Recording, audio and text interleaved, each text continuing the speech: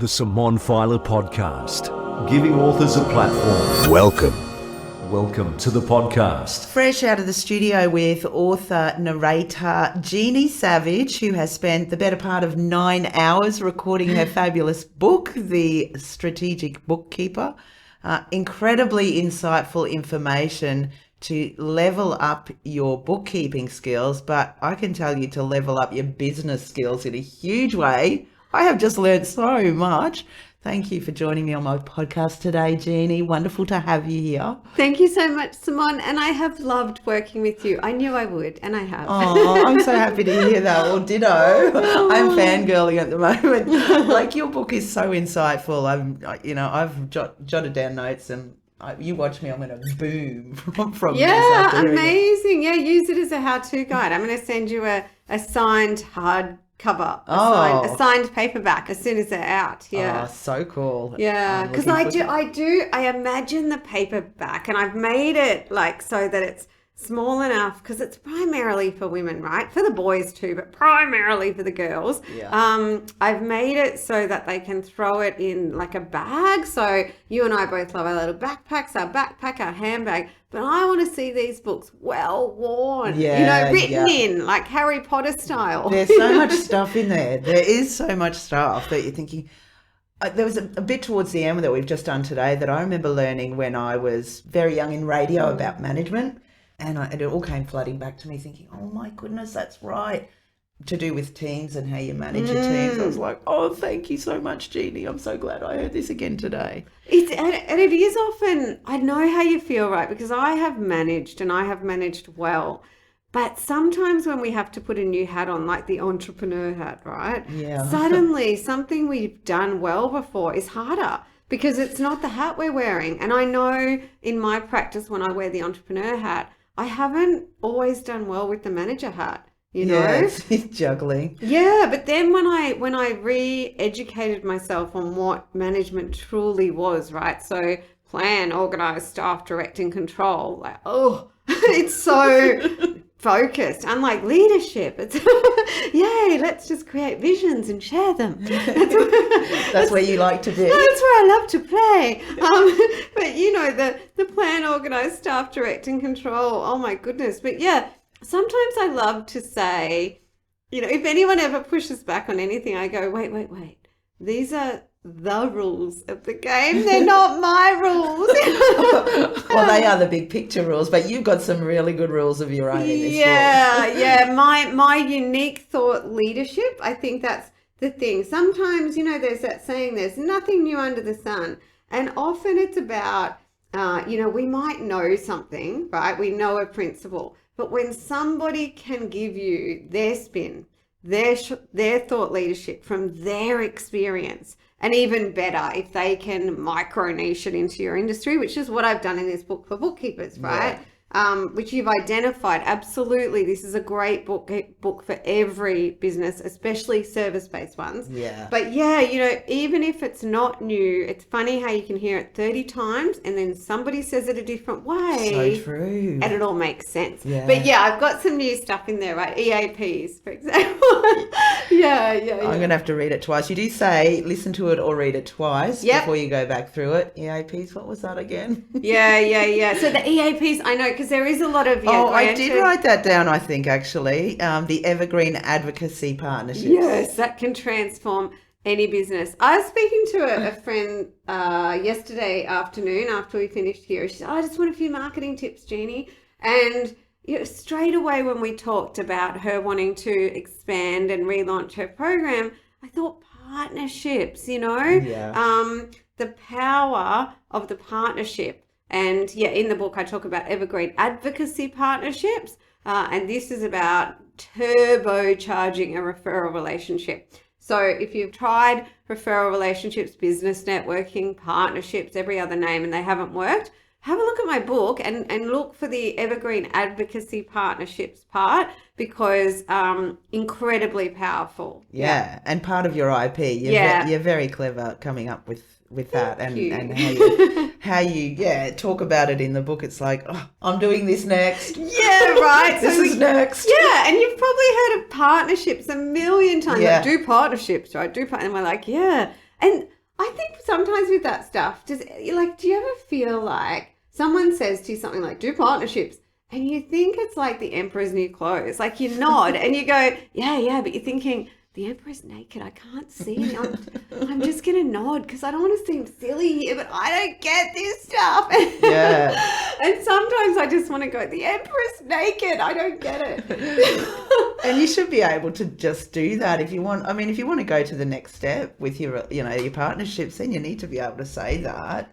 You do. You need to be able to say that. Yeah, like if someone says micro niche, right? I think rather than go, yeah, I'm going to do that. If you don't know what micro niche is, go, what the hell is that? It's like you're speaking Latin to me, right? Oh, that's a really good thing. Yeah, I agree with you. You need to ask questions because sometimes, recording different authors, I work with people that use so many different ways that I've never heard of. Yeah. What is that? Yes, yeah. And that's why I said everything has the meaning we give it, right? Yeah, that's right. Yeah. But usually if you're wondering, it's a bit like the emperor's new clothes. There's all these other people that the emperor is naked for as well, right? Very true. Tons of people are nodding and looking serious and going, yeah, no one's really got a clue. And they're really thinking, I have no effing idea of what you're talking about.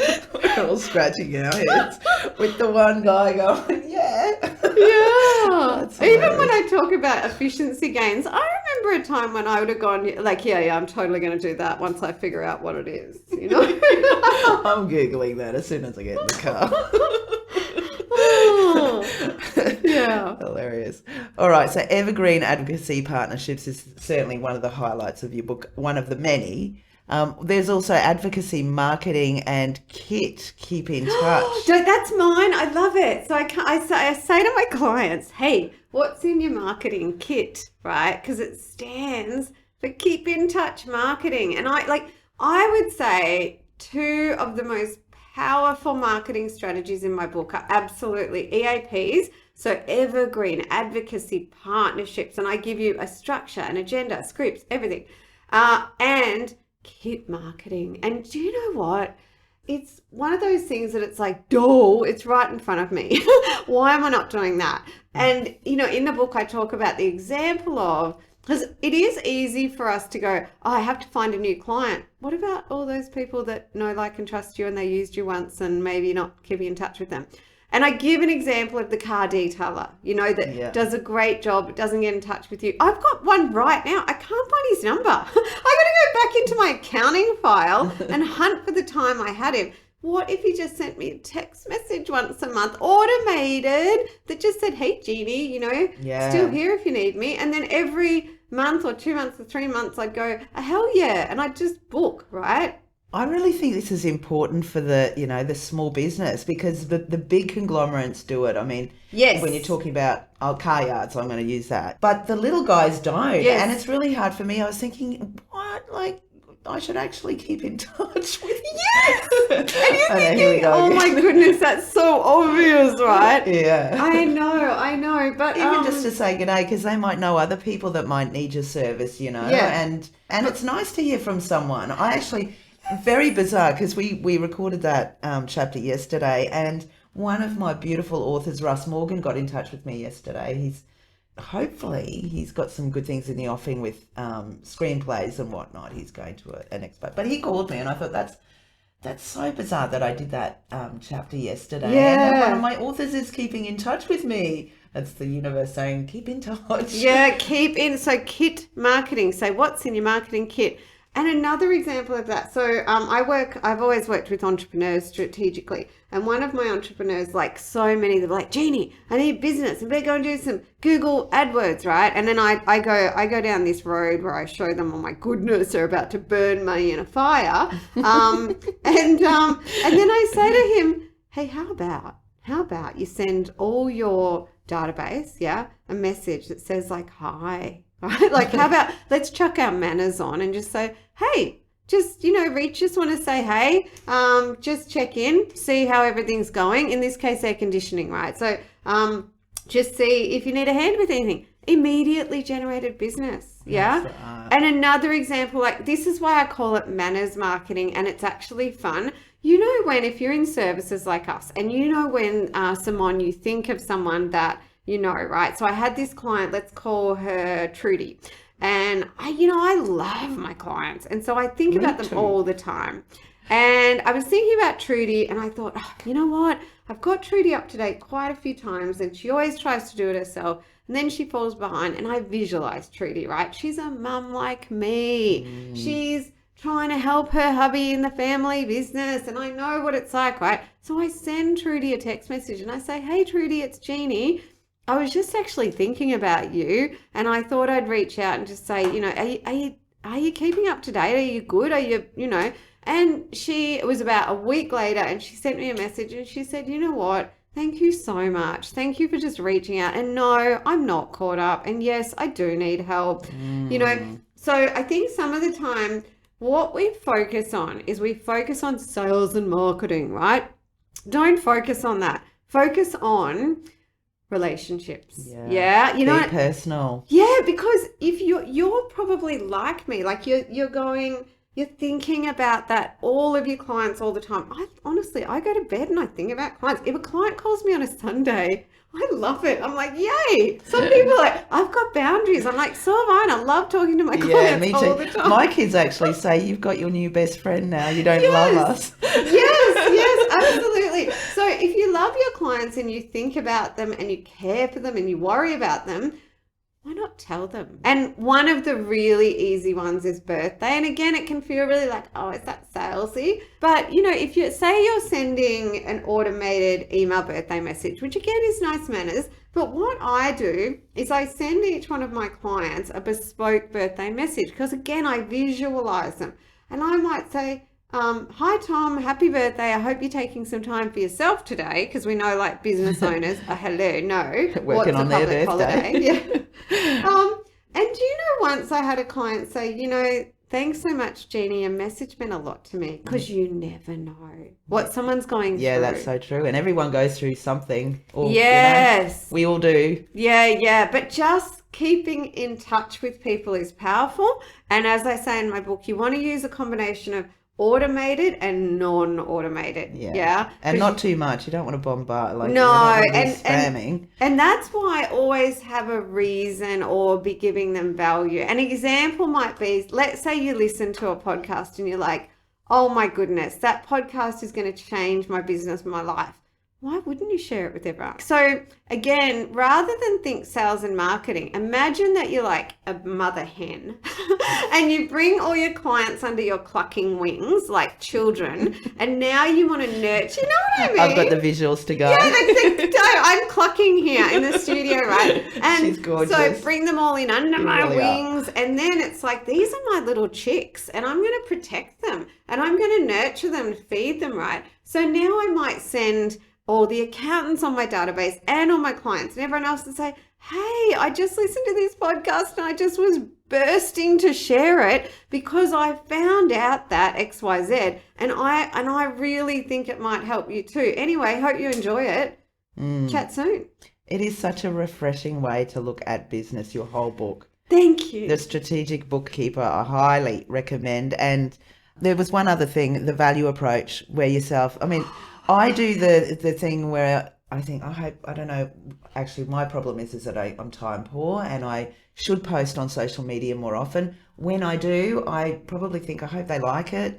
And then just go, but no, you've got to think, is it going to be valuable for them? I'm like, that is such a refreshing way to look at it. Yeah, it revolutionized everything for me. I learnt it off the amazing James Wedmore, amazing. And it was him that told me he doubled or tripled his profits in a year by taking this approach. So the value approach to content being what you post online, what comes out of your mouth, like what I'm saying right now. If I worried about whether you'd like it, it would be so filtered and boring, right? If I worry only about giving you value, one of you walking away going, I just am going to email or text message that client, right? So the value approach is, don't worry about whether anyone's going to like what you say or write or post, yeah?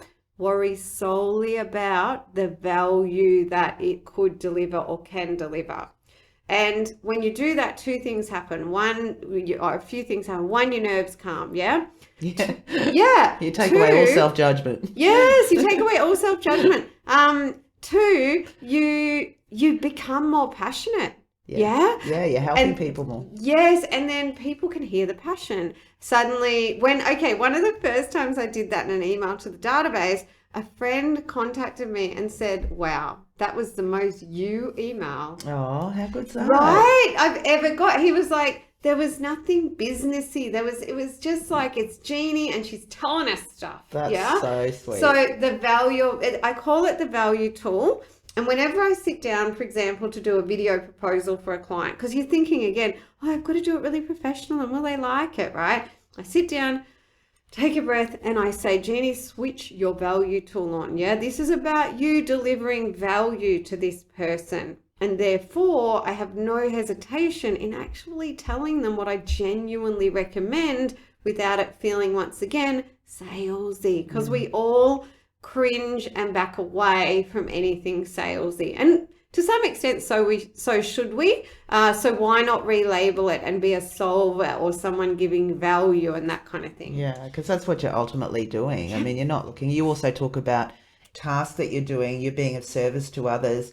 If you start thinking about the money that you're making, you're not going to make any money. You've got to do it because you love it and because you're helping people, and it's because your passion, or your passion, it is your passion and you're passionate about it. And then maybe the dollars will look after themselves if you're doing that, what you love doing. Yeah, it's true. Do you know the profit, so the revenue and the profit and the cash will come from systems, right? So let's say you create a brilliant pricing strategy, and you have a really great keep in touch marketing strategy and system. So if you have brilliant strategies and systems, which is like a fence, right, that creates a space for you to play in, the money will come because the strategy is there.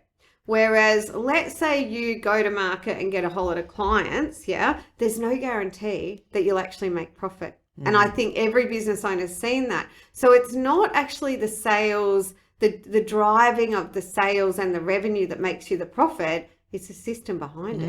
And one of the pillars is absolutely pricing strategy. Yeah. So a pricing strategy, so everyone knows, is not a math equation. Okay. As soon as you said strategy, I was like, system and strategy. So I would argue that it's not actually the sales and marketing that makes you the money. The sales and marketing systems will bring interested parties in that want you to solve their problems, and that's the marketing, right? Sales will help you to speak the language that allows them to see you're worth working with, but it is the systems around those things that will plop out profit at the end. It's not actually you being a razzle-dazzle salesperson. So I think it's about having this foundation in systems and structures, which is a lot around, I guess, what's in the book. It's like, build all the systems and the structures, then be your beautiful self and seek to serve and be of value, and the rest will just happen. Yeah. If you're loving this, you've got to check out Jeannie's brand new book. When's the print coming out? Yeah, so it's all, you can register for early access at the strategicbookkeeper.global. That's it. Yes, that's our placeholder. Okay. The strategicbookkeeper.global. That's a placeholder website. The official book will be out within, I would say, the ebook's a week or so away. We'll launch that with a podcast, so you're going to get a companion podcast. You can also tune into my current podcast, which is Better in Business with Jeannie, available on all the platforms.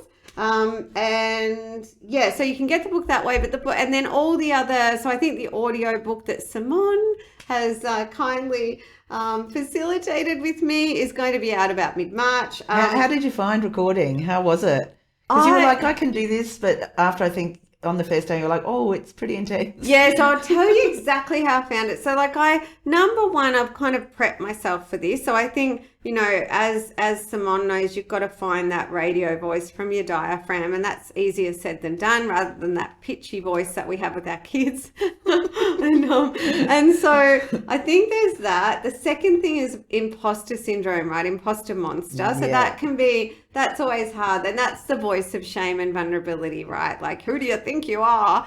Is always a little tricky to overcome. And I think also with our lazy Australian mouths, trying to get that, even warming up with the she sells seashells, right? Because it's about that.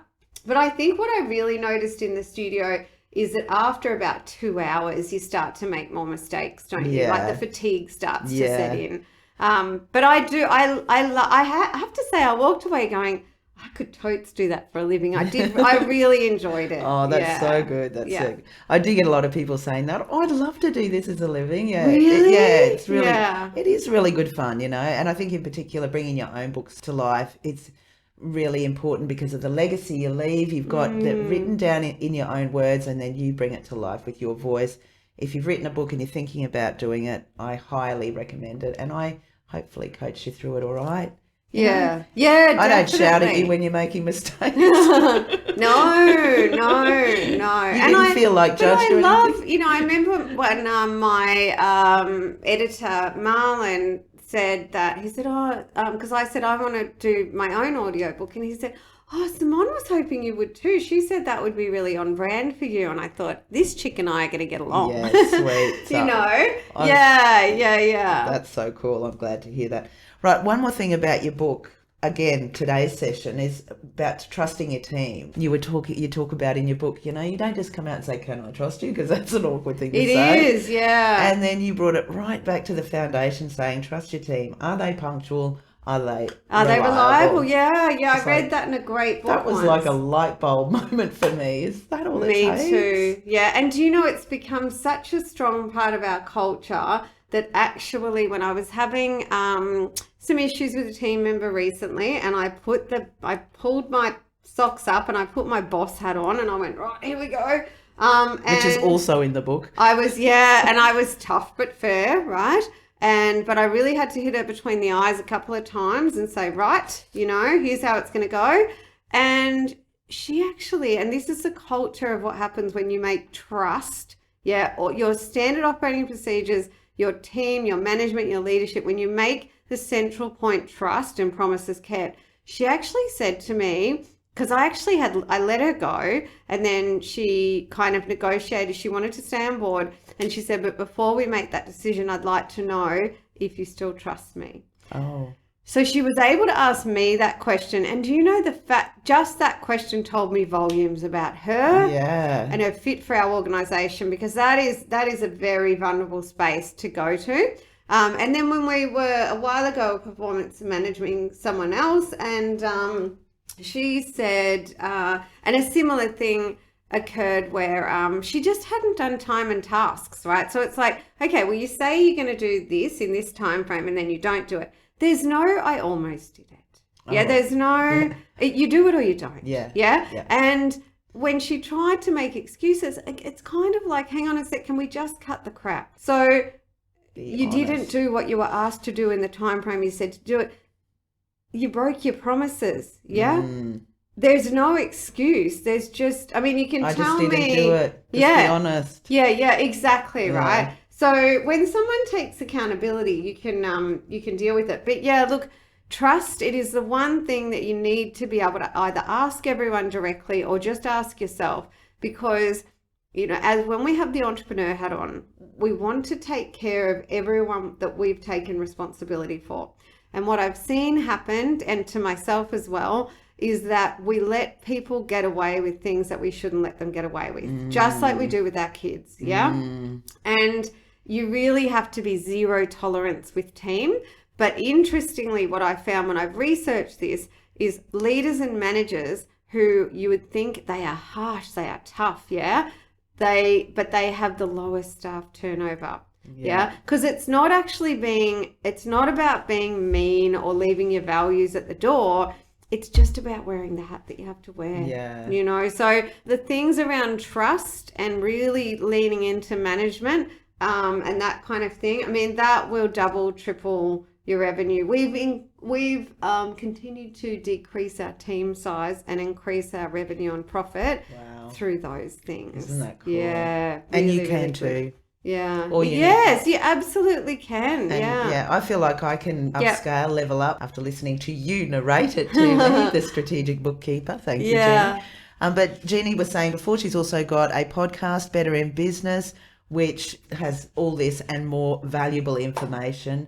So how can people contact you? Let's tell them so again. probably through hello at the strategicbookkeeper.global. Go for it that way. And as Simone was saying, even though, look, I absolutely have created this for bookkeepers to create a thriving practice as a strategic bookkeeper, the assets that I create in the program are bespoke to them. However, the book absolutely is more of a marketing and business management system for all service-based businesses. And you can absolutely get in touch with us about, the various things that will help you, but the book will help you heaps. And then, definitely Better in Business with Jeannie podcast. That one's great. I interview people. I also do podcast episodes all by myself where I am going to educate you around your numbers, which, there is no successful business owner who doesn't know their numbers. So if you don't know your numbers, you need to know your numbers. All right. So please, if you're thinking to yourself, I so know that, right, but I haven't done it, jump onto the Better in Business podcast. Episode 1 will get you started. And I've got a free book through there. Have a look at betterinbusiness.global. You can grab my 7 Deadly Cash Flow Sins mini ebook. We've got a podcast episode on that one. And that one is great for entrepreneurs to find ways to immediately pull more cash as well as profit out of their business. Awesome. Yeah, it's great. You are on fire. It's so lovely having you on my podcast today. Thanks so much. And hopefully we can catch up again soon. And I better get to work on your edit. Thank you, Simone. Thank you, Jeannie. Thank you. Thanks for joining the Simone Feiler podcast. What's your story? Contact Simone for a chat at brisbaneaudiobookproduction.com.